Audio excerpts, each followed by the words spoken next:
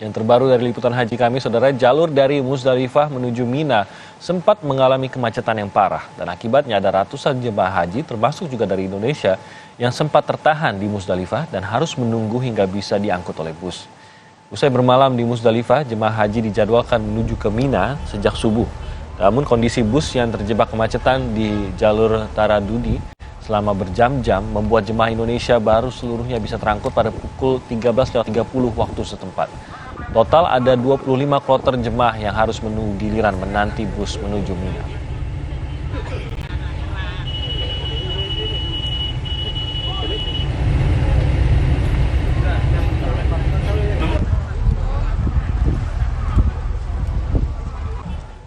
Cuaca yang panas membuat jemaah rawan mengalami kelelahan.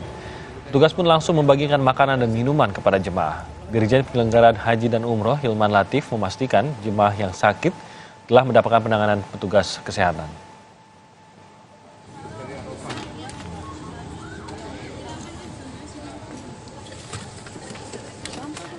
Jemaah haji yang telah tiba di Mina mulai bergerak menuju Jamarat untuk melempar jumroh. Jemaah berjalan kaki dari Maktab Indonesia menuju Jamarat yang berjarak kurang lebih 4 km. Jemaah Indonesia disarankan melaksanakan lempar jumrah di pagi atau sore hari untuk menghindari cuaca yang panas.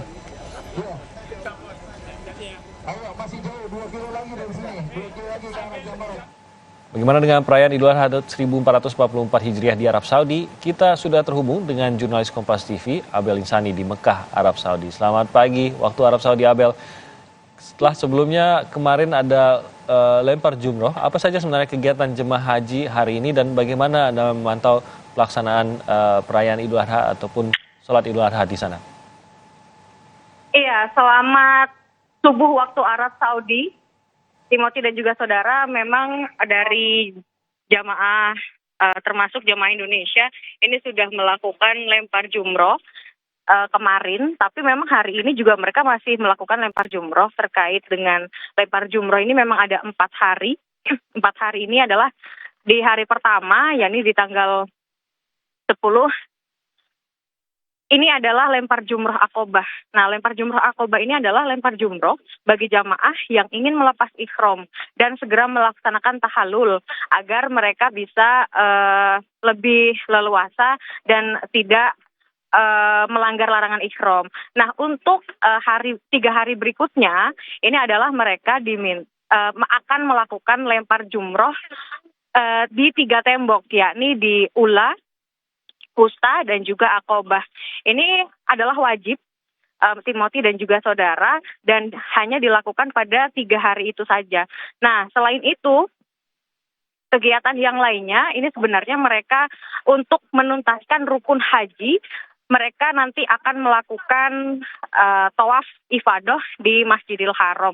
Tapi sebenarnya kalau tawaf ifadah di Masjidil Haram ini juga tidak harus diselesaikan saat ini juga, melainkan sebelum mereka bisa melaksanakan sebelum mereka meninggalkan Arab Saudi atau meninggalkan Mekah.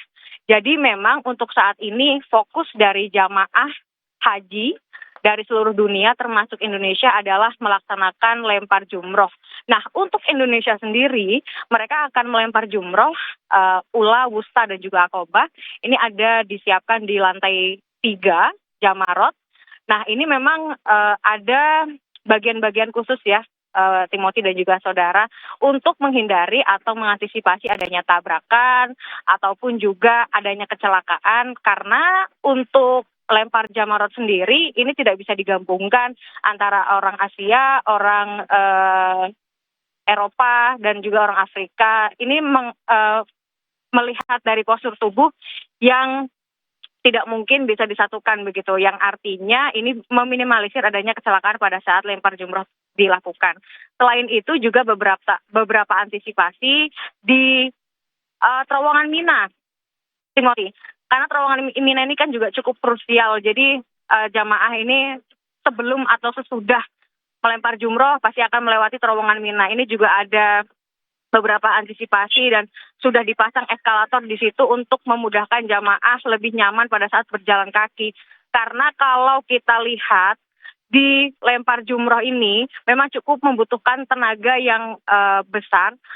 karena jamaah harus berjalan kaki dari mulai di maktab mereka masing-masing hingga pada saat pelemparan jumroh di Jamarot lantai 3. Ini membutuhkan waktu atau jarak sekitar 4 hingga 5 kilo. Jadi kalau bolak-balik ini bisa 10 kilo. Nah, ini juga menjadi harus perhatian karena dari 30% jamaah yang saat ini ada di Tanah Suci yang melakukan ibadah haji, ini merupakan lansia. Nah, lansia ini membutuhkan beberapa atensi yang memang cukup harus diperhatikan begitu ya.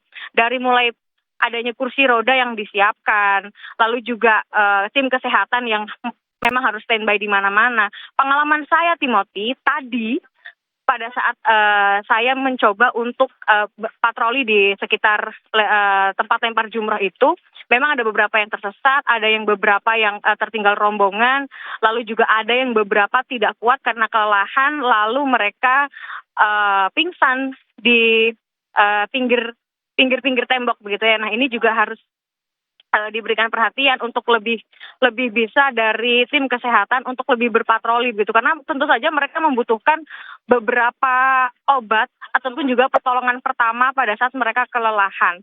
Selain itu, yang menjadi kesulitan adalah kursi roda ini tidak bisa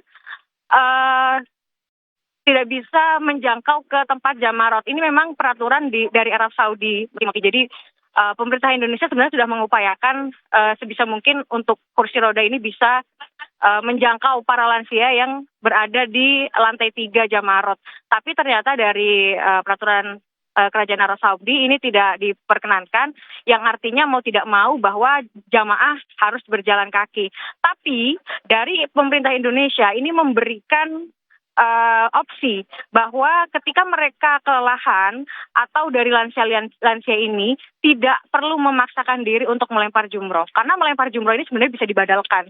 Jadi mereka bisa untuk membadalkan lempar jumroh baik kepada petugas ataupun juga bisa melaporkan kepada ketua kloter, dan ini harus gratis, tidak boleh dipungut biaya. Mereka bisa membadalkan itu ketika mereka memang merasakan bahwa fisik mereka ini sudah tidak mampu.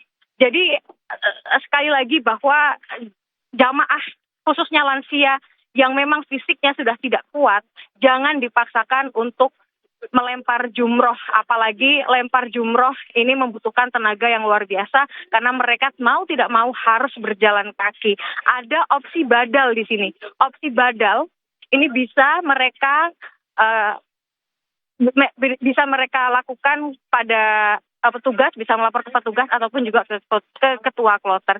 Ini untuk mengantisipasi, Timothy, agar jamaah Indonesia ini tidak semakin kelelahan, dan tadi di beberapa pos kesehatan juga ada beberapa yang sudah diinfus, lalu juga ada beberapa yang memang sudah tidak kuat yang akhirnya harus dibawa dengan ambulans. Nah, mencegah hal-hal seperti ini menjadi koreksi evaluasi pada saat lempar jumroh Aqobah. Selanjutnya pada lempar jumroh Ula Wusta Aqobah, semoga kejadian seperti ini bisa diminimalisir. Timothy. Baik, Abel Insani, terima kasih atas laporannya dari Mekah, Arab Saudi. لبيك لا شريك لك لبيك إن الحمد والنعمة